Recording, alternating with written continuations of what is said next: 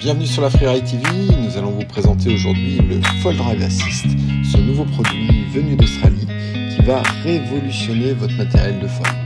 Ce système s'adapte sur n'importe quel foil, n'importe quelle planche et va vous permettre de bénéficier d'une assistance électrique.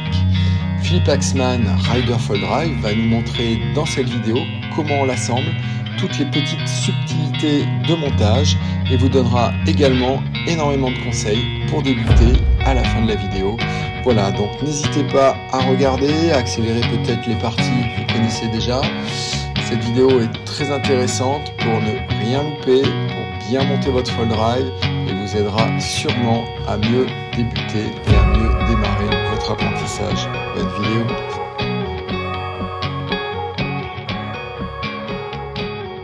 Alors bonjour à tous, Philippe Axman, Rider Fold Drive. Aujourd'hui on va faire une petite vidéo pour un premier achat d'un Fold Drive et ce qu'il faut savoir et ce que vous allez devoir faire sur votre premier montage. Donc vous recevez la mallette comme ceci avec déjà tout le kit à l'intérieur. Il y aura juste la batterie à rajouter.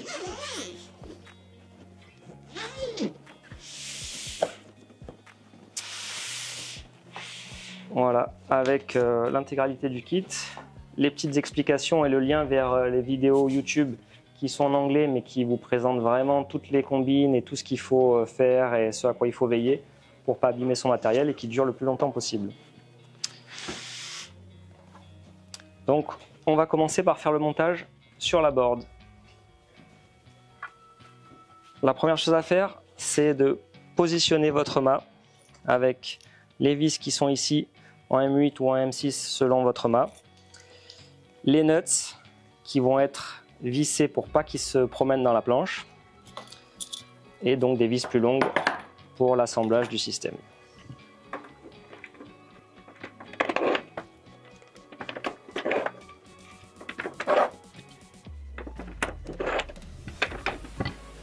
Donc on met le mât à sa position habituelle ou si c'est vos premières sessions en Fold Drive, vous pouvez le reculer un peu parce que la poussée au début est un peu dure à gérer. Le mieux c'est de le faire avec vos vis de 25 cm, de 25 mm, les classiques que vous utilisez pour monter votre mât, de manière à les serrer comme si on faisait un montage classique de mât pour que les nuts soient bien à leur place. Je peux te poser une question, Phil? Oui. Je vois que tu mets les petites vis de blocage à l'extérieur systématiquement. Oui. Comment je vais faire sur mon mât qui lui n'a pas d'encoche d'ouverture? Alors les outils qui sont fournis avec, le 6 pans est fait pour visser de manière inclinée. Donc tu pourras venir par le dessous pour rapprocher les vis et finir le serrage après. Donc je peux déjà préserrer ici pour qu'ils soient en dessous du mât et après je serrerai. Tu peux tout à fait les préserrer et finir le serrage une fois que tu as monté le mât, que tu l'as serré, juste pour venir les bloquer. Ouais. Ok. Donc une fois qu'on a ça, on vient gentiment serrer toutes ces vis pour que les petits nuts restent en place, pour pas qu'on ait besoin de les chercher lorsqu'on va mettre le A6 Max qui va nous empêcher de voir en fait sous les rails.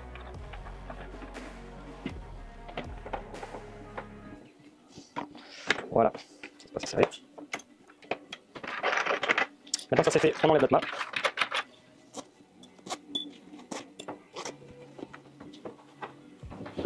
Et on va pouvoir passer au montage du pod sur le mât.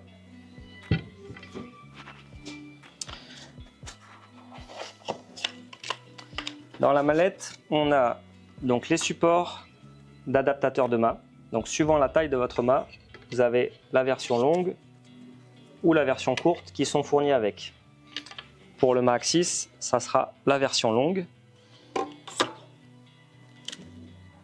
Et donc l'adaptateur fait pour le mât Axis Power Carbon que nous avons ici. Là est indiqué sur ce côté-là, le base plate. Donc cette partie-là va vers la platine. Donc ça va dans ce sens-là.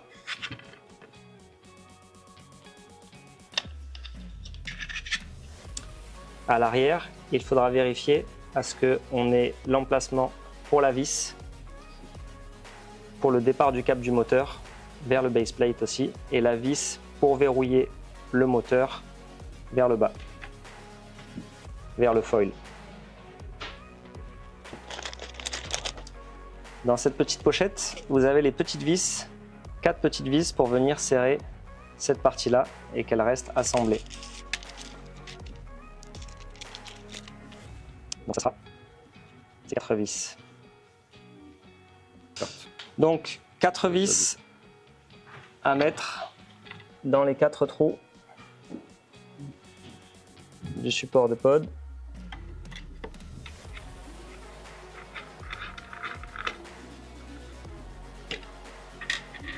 On ne serre pas pour l'instant, on rapproche simplement.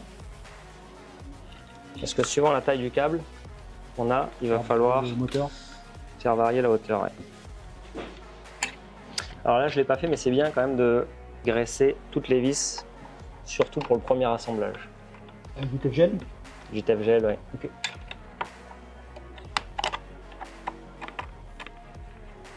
Voilà, juste rapprocher sans serrer, histoire que ça puisse un petit peu bouger. On va pouvoir mettre le mât sur le box du A6 Max.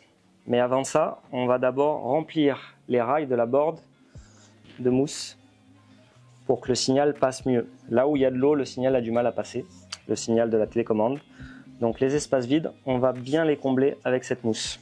Le fait peut-être pas là parce que ce ne sera pas utilisé sur cette planche, mais bon, ouais. Voilà, on comprend qu'il faut mettre la mousse à l'intérieur. La couper ici pour la rentrer entre les deux T-nuts, plus un bout de chaque côté pour que le rail soit bien rempli de mousse, qu'il y ait le moins de vide possible où l'eau va pouvoir venir et donc ça va gêner un peu plus le signal. On aura un meilleur signal du coup grâce à la mousse. Voilà, surtout sur les bords en carbone. Donc maintenant, on va pouvoir faire le montage et aller trouver directement les T-nuts qu'on avait mis en place auparavant et qui sont verrouillés dans les rails. On n'a pas besoin de les chercher comme ça. Ils se trouvent beaucoup plus facilement. Voilà, notre mât est en place sur la board. Le pod est prêt à recevoir le moteur. On peut maintenant enlever la protection de la prise. Appliquer la graisse. Toutes les connexions électriques, à chaque fois qu'on les débranche et qu'on les rebranche pour aller à l'eau, on met de la graisse. Donc là, c'est une graisse qui est fournie avec la valise. Voilà, c'est une graisse diélectrique. C'est une graisse quoi, marine? Non, c'est une graisse quoi? Une graisse diélectrique. Diélectrique. Voilà, qui laisse passer. Pas pour les vis, c'est que pour le. C'est que pour les connexions. On en a un peu au détail également, je crois, à la vente. Voilà. Mais après, ça peut se trouver peut-être aussi. Ici.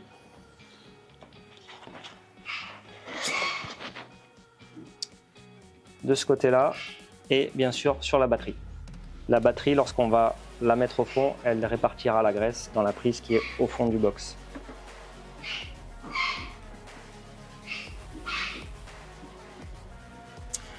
Ok, maintenant le moteur.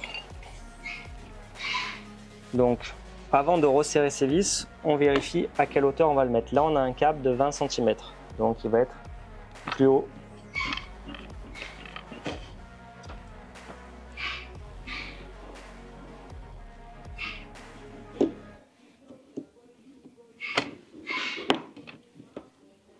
Voilà. Ce qu'on veut, c'est que le câble ne soit pas tendu comme ça.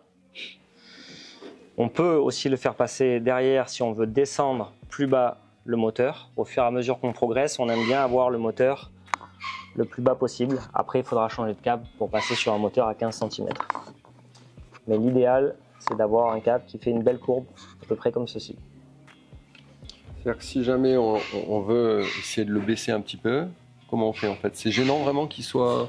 C'est gênant un peu hydrodynamiquement, oui, mais voilà, c'est pas catastrophique. Donc on voilà, peut de toute façon, on prend le scotch. Et à 20 cm, on peut un peu réduire. On peut le tasser à on a le niveau de monter un petit peu plus le moteur. À 16, 17 cm. Okay. Une fois qu'on a défini à peu près la hauteur, voilà, notre hauteur elle va être par ici.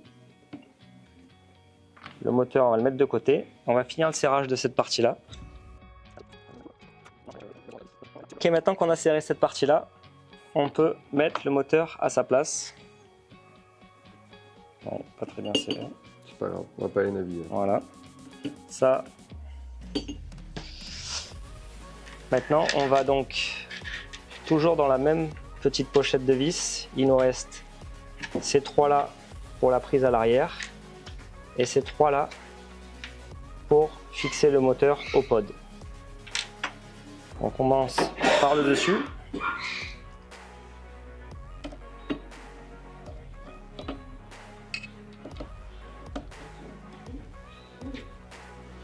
Une ici. Ok. Là, notre assemblage est fait. On avait déjà mis la graisse diélectrique dans la prise. On peut venir visser la prise pour qu'elle soit en sécurité, qu'elle ne se déconnecte pas dans l'eau. Attention, ces vis là, vu qu'on les visse avec le tournevis qui est incliné, à bien les rentrer droites pour pas abîmer le filetage. Pareil, avant de visser les vis, un coup de Tef-Gel sur le pas de vis, c'est toujours bien. Voilà. Pas besoin d'abuser sur le serrage sur cette pièce là.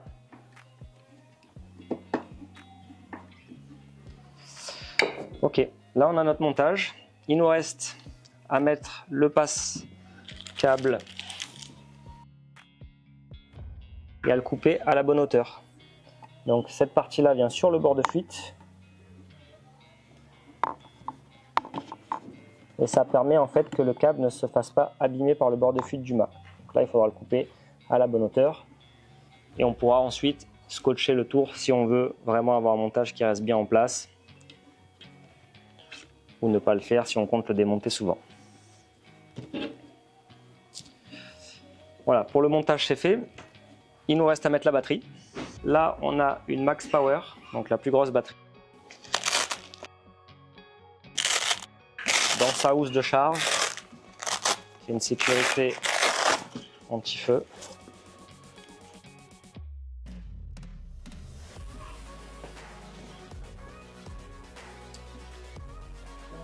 Voilà, on va bien appliquer de la graisse sur la prise.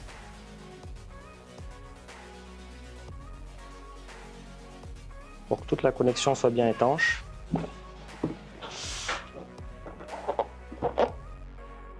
Pouvoir venir insérer la batterie dans l'unité.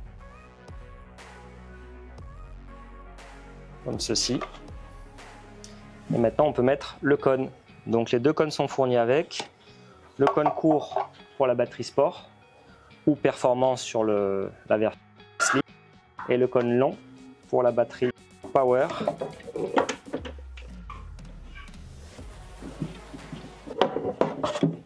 J'ai oublié la graisse sur le joint autour ou ici.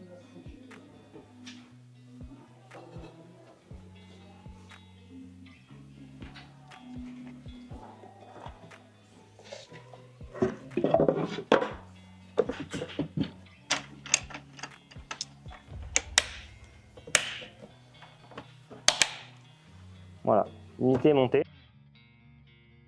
Cette partie-là est prête à aller à l'eau avec le passe-câble, les mousses.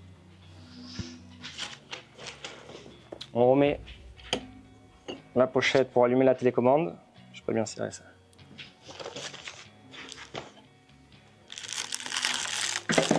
Alors pour quelle raison on remet la pochette pour allumer la télécommande?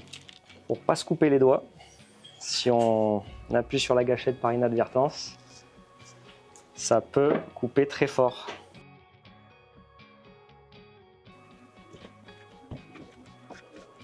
Voilà le petit lige de sécurité. Donc on va le tester, on allume la télécommande, on reste appuyé sur le bouton power qui est sur le côté pour allumer.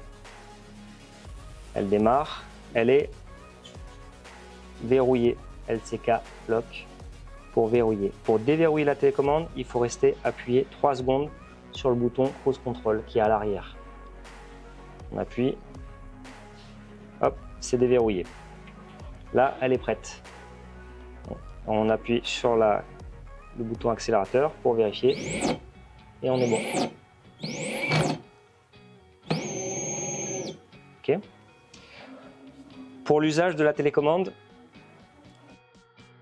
il y a la fonction Cruise Control. Si on veut remonter les séries allongées sur la board un peu au ralenti, on appuie 3 fois en moins d'1,5 seconde sur le Cruise Control. 1, 2, 3. Non, il n'est pas activé. Donc, on va activer justement le Cruise Control. Pour rentrer dans le menu de la télécommande, on appuie sur Cruise Control et Power une fois. Là, on est dans le menu. On peut régler la vitesse des gaz pour la limiter à 90% par exemple. On peut régler le Cruise Control si on veut qu'il soit actif ou pas actif. Pour entrer, on reste appuyé 2 secondes. Là, il est sur Off. On reste appuyé 2 secondes pour éditer. On met sur On. On reste appuyé pour valider. Pour sortir, on appuie sur Cruise Control à nouveau. Tout le reste, il n'y a rien à toucher sur les réglages de la télécommande, à part si vous mettez une batterie endurance, où il faudra faire un petit réglage qui est expliqué sur les vidéos déjà. Foil Drive, il faut passer le réglage de la batterie en 8S. Sur toutes les autres batteries, il est en 11S. C'est la seule chose à faire sur la batterie endurance. Pour sortir, on appuie à nouveau sur Cruise. Maintenant, on teste le Cruise Control. 1, 2, 3. Pas en Cruise Control. Pour désactiver, on appuie une fois sur les gaz ou une fois sur Cruise Control. Ça coupe le Cruise Control. Peux juste nous expliquer en fait ce que ça fait le Cruise Control et à quoi ça sert? Ça te permet, lorsque tu veux avoir les mains un peu plus libres et ne pas gérer les gaz, pour remonter au pic par exemple, quand tu es allongé sur la planche, tu mets le Cruise Control, le moteur va se stabiliser à 30% d'accélération et y rester jusqu'à ce que tu désenclenches la fonction Cruise Control. C'est comme un régulateur de vitesse sur la voiture. Ok. Voilà. Et on peut régler donc le Cruise Control si on veut qu'il soit à 30%, 40%. Pas monter trop haut parce que ça peut être dangereux. D'origine, il est réglé à 36%. Moi, je l'utilise souvent le mien à 33% pour pas consommer trop de batterie et remonter les séries, faire des canards, tout ce qu'on a besoin de faire pour les mains. Tu n'auras pas accéléré plus. Si, par contre, si tu appuies, il accélère plus. Ah, d'accord. Ouais. Là, en fait, tu vas te mettre en Cruise Control, il part tout seul. Et il reste sans que tu touches à quelque chose, mais tu peux toujours reprendre la main et accélérer plus. Même principe que sur une voiture. Comme une bagnole, tu accélères, ça va plus vite, tu freines, ça arrête. Ok. Pensez bien à éteindre la télécommande ou à la verrouiller avant d'aller à l'eau et en sortant de l'eau pour pas se faire mal aux doigts lorsqu'on n'a plus la protection surtout dessus. Et pour recharger la télécommande? Alors pour les charges, donc là je l'éteins, je reste appuyé sur le bouton Power 3 secondes. Là vous avez le chargeur de la télécommande avec son petit câble USB. Vous avez simplement à la poser ce côté-là avec le logo, le petit signe de charge, bien au milieu. Il ne faut pas être décalé, il faut être bien au milieu. Lorsque elle se met en charge, l'écran s'allume et ça indique le voltage de charge. Pas laisser la télécommande sur le support toute la nuit en charge, la laisser charger 2 heures maximum et on l'enlève. Sinon, ça continue à envoyer du courant et ça peut détériorer les batteries d'avoir toujours un afflux de courant. Pour charger les batteries du Foil Drive, c'est bien de laisser après la session la batterie se reposer au moins 1 heure, que les cellules se stabilisent en voltage, avant de la mettre en charge. 1 heure, 2 heures. Par contre, ne pas la laisser vide plusieurs jours. On finit la session, on fait le rinçage, on laisse la batterie au repos 1 heure ou 2 et on la charge. La charger dans la pochette anti-feu de protection, parce que ça reste des batteries. Et pareil, ne pas les laisser brancher plusieurs jours d'affilée. On charge, on débranche. Comme sur toutes les batteries, toujours mieux de d'abord connecter la batterie au chargeur, par ici, avant de connecter le chargeur au courant. Et pareil dans l'autre sens pour débrancher. Lui, il s'éteint tout seul quand il a fini la charge, mais c'est bien de la débrancher après. Et celle-là, de ne pas la laisser sur le chargeur indéfiniment. La télécommande se charge que toutes les 3-4 sessions à peu près, alors que la batterie évidemment à chaque session. Ici, vous avez du spare, des loquets à remplacer si besoin, des joints toriques pour la prise à l'arrière et pour le capot avant. Bien vérifier lorsque vous ouvrez, que vous fermez, qu'il n'y ait pas du sable sur les joints toriques, des cheveux, plein de choses qui peuvent venir se coller. Les nettoyer. Vous avez un petit outil qui est fourni avec pour les sortir. Si vous avez besoin de nettoyer les joints toriques, les regraisser et les remettre.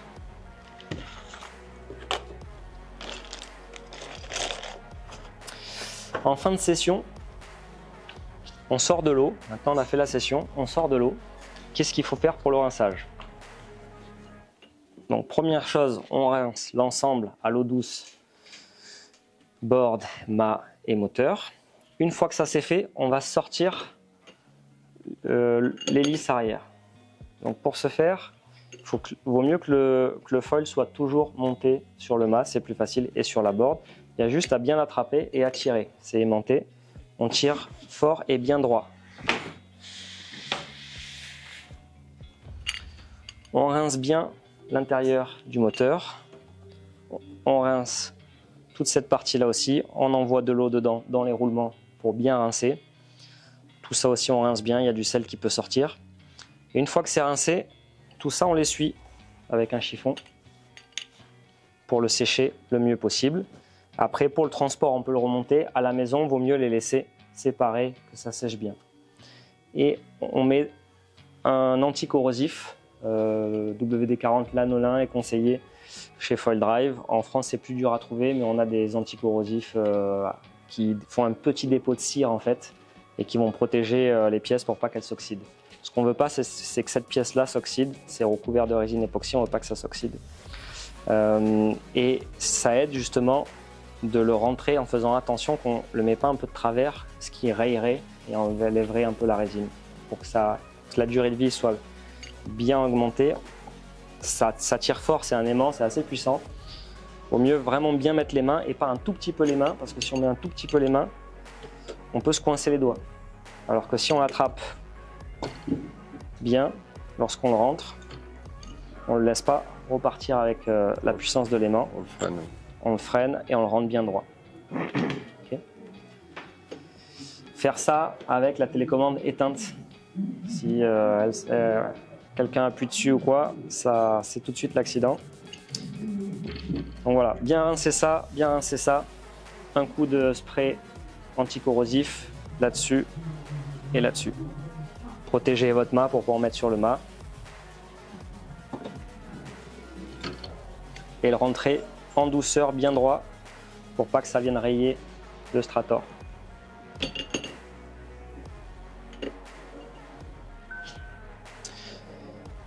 Et c'est tout ce qu'on a à faire en rentrant de la session pour le rinçage. On laisse le reste comme c'est, on laisse la batterie se stabiliser, on arrive à la maison, on la sort, on la met en charge. Okay. Le compartiment batterie, tu dois le nettoyer aussi, tu dois le rincer?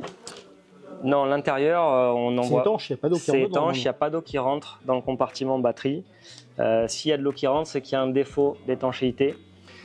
Ça peut arriver, c'est pour ça qu'on graisse la batterie, le connecteur de la batterie, à chaque fois qu'on va à l'eau, dans de l'eau salée en tout cas, à chaque fois. Dans de l'eau douce, une session sur deux, ça peut suffire. Dans l'eau salée, systématiquement. Okay. Sinon, ça peut faire un petit arc électrique à l'intérieur et détériorer au fur et à mesure le connecteur de la batterie.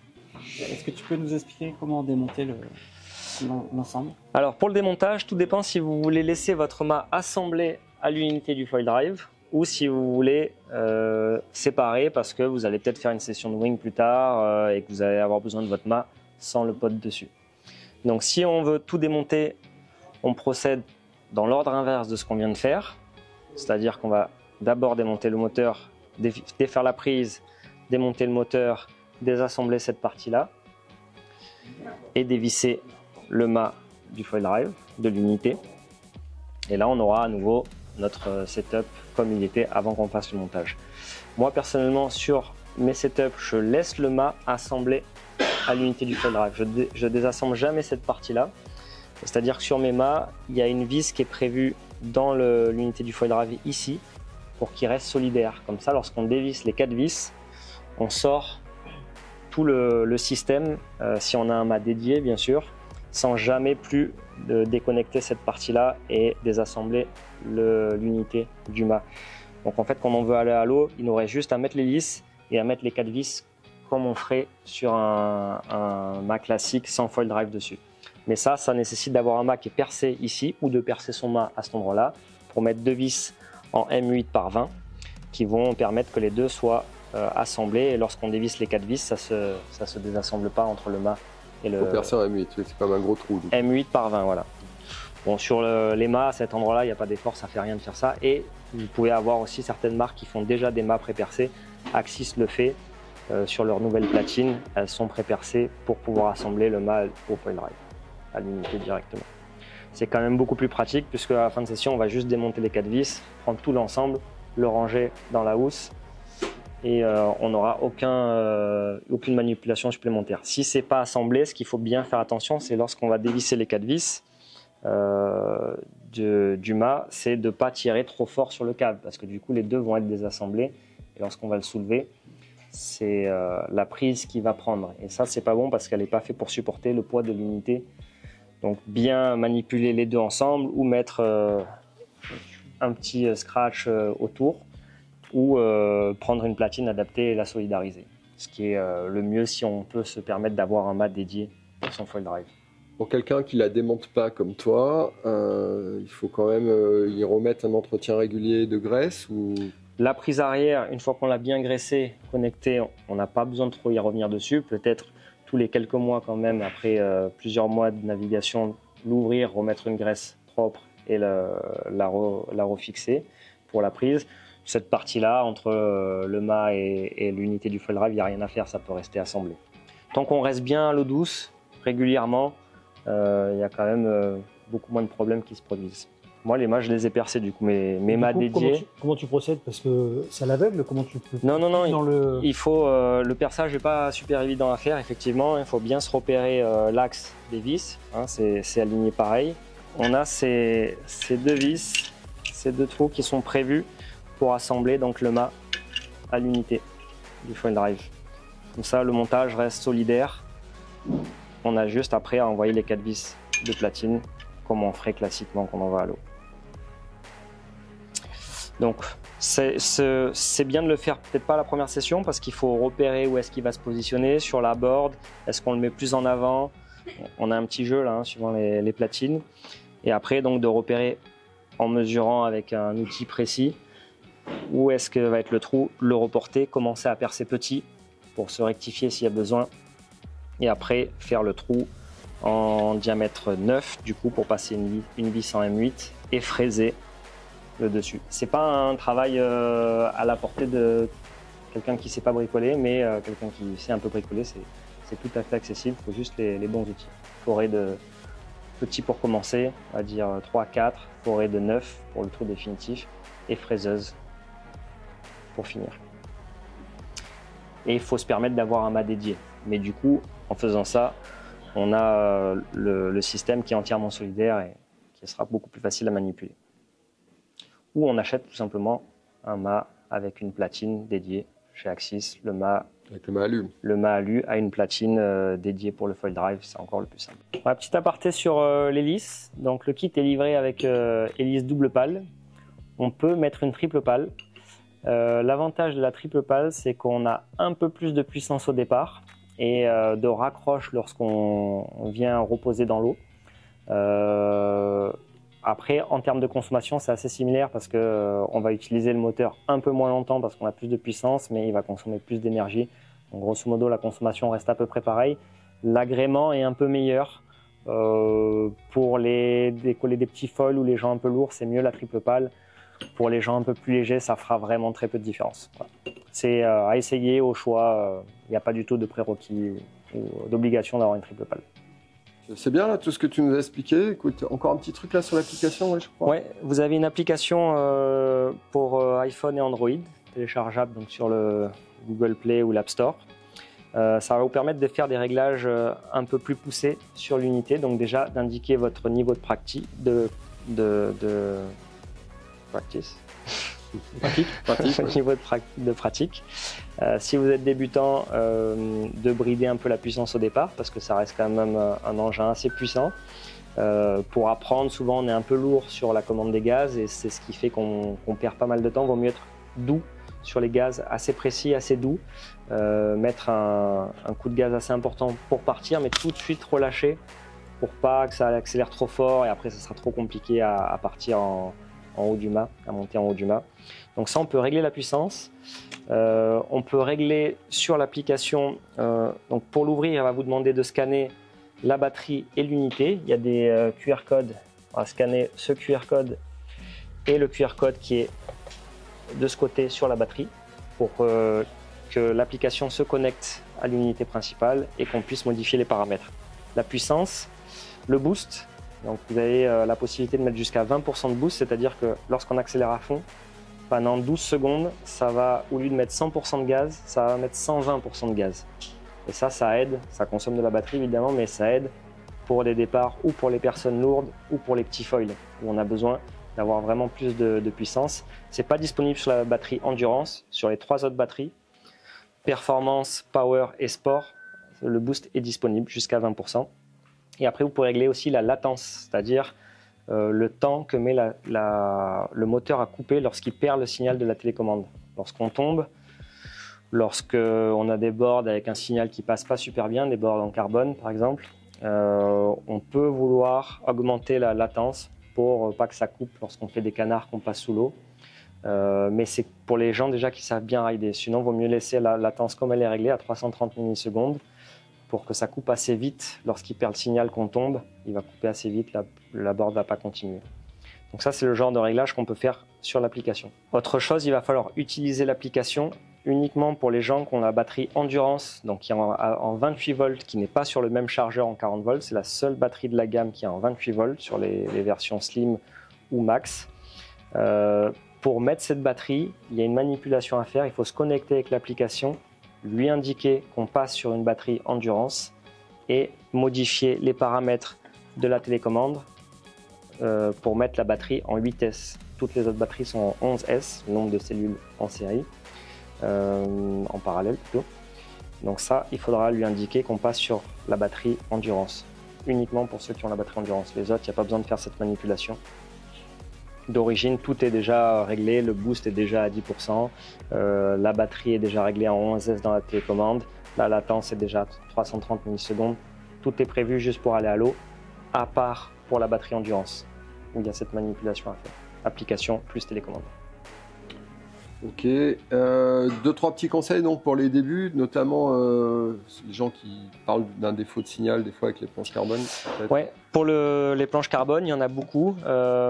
Et moi, la première fois que je suis allé à l'eau, j'avais pas mal de mal à faire passer le signal, alors que j'ai pas changé de setup et que maintenant j'ai plus aucun problème avec le signal. Il faut simplement garder ses mains avec la télécommande plaquée sur la board. Sur le nose, on se tient au nose et la télécommande on la tient pas comme ça, on la plaque sur le nose de la board et on attrape le nose. On garde la commande des gaz, on laisse le nose hors de l'eau, légèrement hors de l'eau, on commence à envoyer les gaz, là on se tire vraiment pour avoir de l'autorité sur le nose de la planche et pas qu'elle parte en fusée. Et on va pouvoir faire le take-off à ce moment-là. On a toujours les mains sur la planche quand on fait le take-off, on a toujours la télécommande plaquée sur la board quand on fait le take-off. Dès qu'on a fait le take-off, le pod l'unité va commencer à être proche de la surface, voire hors de l'eau. Là, on enlève la télécommande à bord, il n'y aura plus de problème de coupure de signal. C'est vraiment lorsque l'unité est profondément dans l'eau, que la board en carbone ne fait pas bien connexion avec l'antenne. Si en plus on éloigne la télécommande, là on a des problèmes de connexion. Sur les boards en fibre, on a très peu de problèmes. Mais mettez quand même bien les mousses dans les rails, ça aide énormément au signal parce que l'eau est un mauvais milieu pour faire passer les ondes. Par contre, la mousse de la board et la mousse qu'on va mettre dans les rails qui va empêcher l'eau de s'y mettre, ça va vraiment permettre au signal de mieux passer.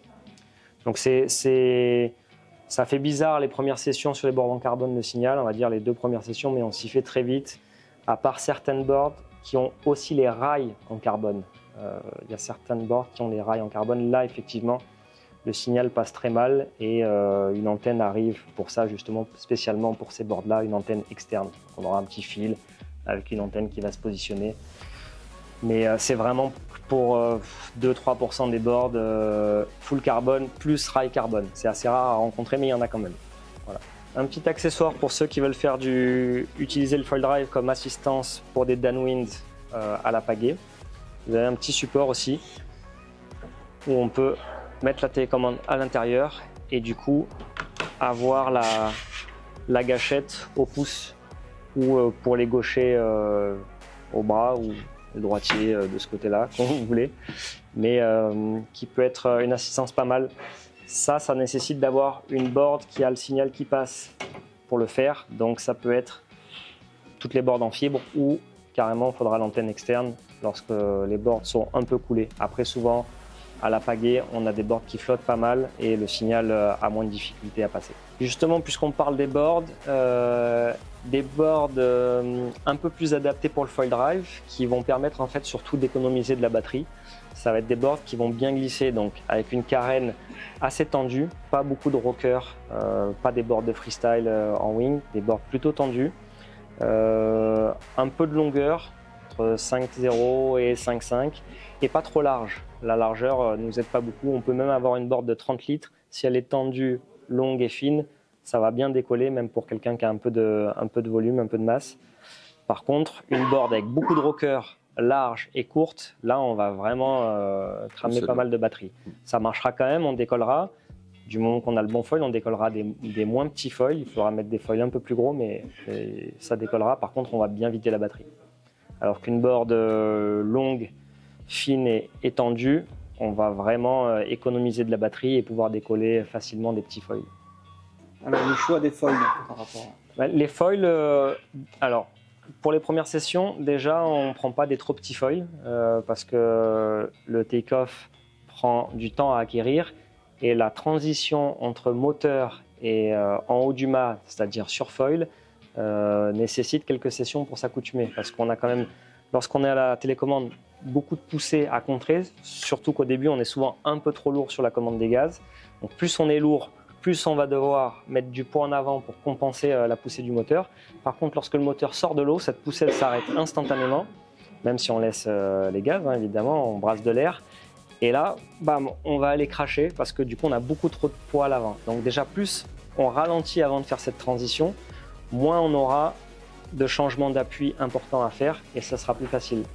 Donc c'est pour ça que je conseille de commencer avec des foils un peu gros, une fois qu'on est en l'air, stabiliser la vitesse, ralentir le plus possible et seulement là, on donne l'impulsion pour monter en haut du mât et tout de suite, on transfère l'appui sur l'arrière comme on était sur l'avant pour contrer la poussée du moteur. Et ça demande 2-3 sessions à arriver à faire cette transition, à acquérir ce changement d'appui un peu rapide. Après, ça se fait très bien, même à haute vitesse, dans n'importe quelle condition, avec n'importe quel foil, mais ça demande un petit temps d'accoutumance pour le changement d'appui. Donc avec des petits foils, il va falloir plus de vitesse, donc contrer plus d'appui et faire une transition sur la jambe arrière un peu plus forte, ça va être plus technique à réaliser. Et sur la longueur de mât? Longueur de mât, ce que vous avez l'habitude d'utiliser en surf ou en wing, un mât avec lequel vous êtes à l'aise, 75 ou 82. Moi j'aime bien 80, c'est ma taille idéale de mât. Donc, j'utilise en général en foil drive un 82 ou un 80. Mais pas des ailes trop petites au début. En downwind, en foil drive downwind, pareil, pas des ailes trop petites. On n'a pas la pagaie pour s'aider, à moins qu'on parte avec une pagaie en plus. Mais sinon, ça va se faire les transitions au pumping, donc il ne faut pas partir trop petit. Et en vague, pareil, pas partir trop petit pour pas finir chaque vague devant remonter au moteur. C'est bien d'essayer de garder des remontées au pumping et du coup de ne pas prendre des trop petits foils. Au fur et à mesure, après, on pourra descendre en taille. Tu n'utilises pas les petits mâts de 75 parce qu'en surf, j'utilise beaucoup le 75. Avant, j'étais souvent en 75 en surf. Maintenant que je suis plus en downwind, je préfère 80 comme taille de mât quand même. Mais ça, c'est vraiment des préférences personnelles. Le 75 marche très C'est bien en à la fois downwind. personnel, à la fois dépendant du niveau, Du plan d'eau, du feeling. voilà. S'il y a peu d'eau, c'est sûr que le 75 sera mieux dans beaucoup de situations. Après, en foil drive, on n'est pas en train d'attendre les séries au pic comme on ferait en surf prone. Et en prone, c'est vrai qu'on a besoin d'avoir souvent un 75 pour pas racler trop le fond. Là, on va pouvoir partir plus haut sur des ondes. Donc, on n'a pas ce problème de mât qui frotte le sol. Donc, Je pensais plutôt par rapport en fait à la hauteur de vol et le fait de capter l'énergie en fait de la vague le plus près possible, pas voler trop, quoi, pas être obligé de voler trop. Oui, c'est sûr que plus le mât est court, plus on est rapidement proche de la surface et c'est là où on a vraiment le glide maximum. Donc si quelqu'un qui a du mal à être haut à rider haut, il lui faut un mât court. Quelqu'un qui est habitué à rider le foil à la bonne hauteur, il sait qu'avec le mât qu'il aura, il devra quand même monter plus haut s'il doit se retrouver à la bonne hauteur. Okay. Par contre, ce qui est important, c'est de ne pas avoir non plus un pote qui va frotter dans l'eau lorsque on est en train de voler. Donc une fois qu'on est sur la vague, il faut se débrouiller de rester dans cette partie-là et de pas de replonger le moteur. Ça freine un petit peu, ça freine pas non plus trop fort lorsqu'on plonge le pote dans l'eau, mais on sent quand même un ralentissement. Donc ça, il faut éviter. C'est pour ça qu'on ride tous après avec des potes très hauts, entre 15, entre 14 et 16 cm. Mais c'est plus dur pour commencer. Dès qu'on fait un petit mouvement, hop, le pod va sortir de l'eau et la puissance va se couper.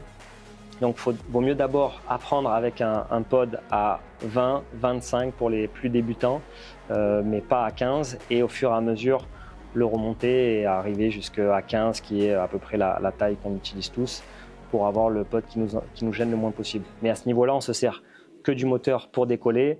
Le départ se fait sur 20 mètres, on est déjà en l'air sur foil, on n'utilise plus le moteur. 15, ouais, quand tu dis tous, c'est pour les experts, quoi. Oui. J'imagine. Il faut tous les experts. C'est lui, quoi. Tous les experts. Il faut se prendre le temps de faire sa progression tranquillement avant de remonter. Ne pas griller les étapes, c'est la base de tous ces sports. Pas mettre des trop petits foils, pas mettre des trop petites boards ou des boards pas adaptés au début, et pas mettre un moteur trop haut sur les premières. Je pense que 75, c'est quand même pas mal pour débuter. Le mât 75, ouais, est bien pour tout le monde, ouais. Parce qu'il faut pas oublier qu'après, quand tu es en l'air, tu as quand même la hauteur de la batterie en plus, ça, ouais. et que tu es haut déjà. Tu vois, Ouais, ça fait 80 cm, un mât 75 plus le max fait 80 cm à peu près de hauteur. Ce qui reste correct, mais voilà, pour beaucoup de gens, ça sera déjà un peu plus haut que ce qu'ils ont l'habitude de C'est voir. vrai qu'aujourd'hui, la tendance en wing est plus autour de 82-85. Après, c'est vrai qu'en surf ou en downwind à la pagaie, c'est plus entre 75 et 80. Ouais. Ok. Donc pour commencer, pour les débuts, un mât 75 sera pour la plupart des gens, la plupart, pas tous, plus adapté, et un moteur à 20 ou 25 qu'on remontera vers la board au fur et à mesure de l'expérience. Écoute Philippe, merci beaucoup pour toutes ces explications. Plaisir. Maintenant, il n'y a plus qu'à te voir sur l'eau un petit peu. On mettra quelques images là, à la suite. Là, voilà. On va pouvoir aller tester tout ça. Et puis n'hésitez pas, si vous avez des questions, à nous contacter ou à mettre des petits messages dans les commentaires de cette vidéo auxquels on répondra et auxquels Philippe participera éventuellement si vous avez des questions très techniques. Voilà, donc n'hésitez pas. Merci encore. Et puis à très vite sur la chaîne. À très vite. Soignez bien votre matériel. Il peut vivre très longtemps si vous l'entretenez correctement.